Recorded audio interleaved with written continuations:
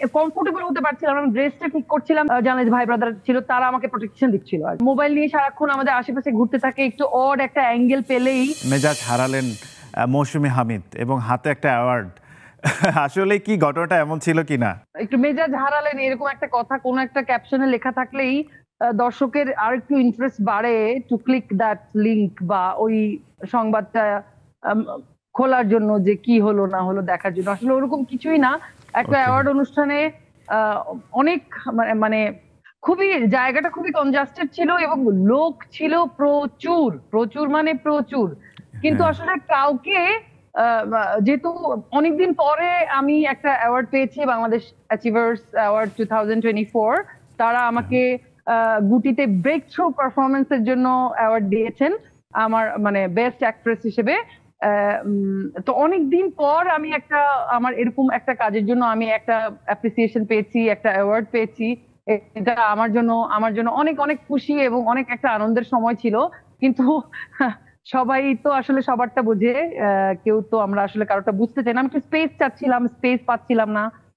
এবং ধরেন আমরা তো সব জায়গায় চাই একটু প্রেজেন্টেবল হয়ে যেতে, কিন্তু ধরেন যারা মোবাইল নিয়ে সারাক্ষণ আমাদের আশেপাশে ঘুরতে থাকে, একটু অড একটা অ্যাঙ্গেল পেলেই সেটার রাইট, ভিউ অনেক বেশি হয় ইদানিং রাইট। অনলাইনে।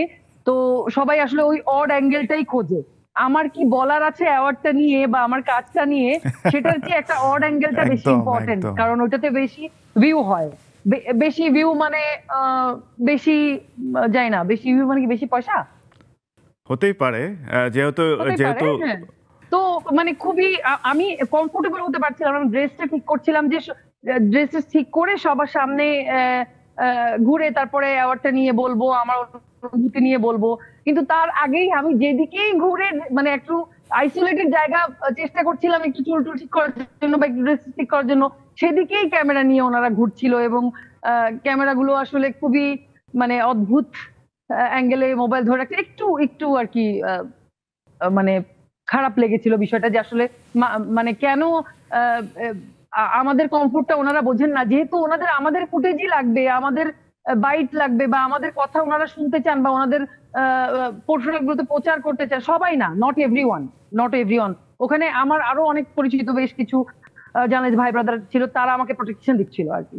তো জি, এখানে আরেকটা একটা মেয়ে ছিল, দেখলাম ও খুব জোরে চিৎকার করে শি শাট এভরিওয়ান ডাউন, যে কোয়াইট বা চুপ, মানে ওকে মানে তখন ওকে আমি অ্যাপ্রিসিয়েট করি। ওইটাই বোধহয় আহ, কেউ হয়তো এই ক্যাপশন দিয়ে দিয়েছে মেজাজ হারালেন মৌসুমী হামিদ, অ্যাওয়ার্ড শোতে মেজাজ হারালেন। আমি একদমই মেজাজ হারাইনি, আমি কুল ভাবেই বলেছি এবং আমাকে সাপোর্ট করেছে আমার আশেপাশের জার্নালিস্ট ভাইয়েরা।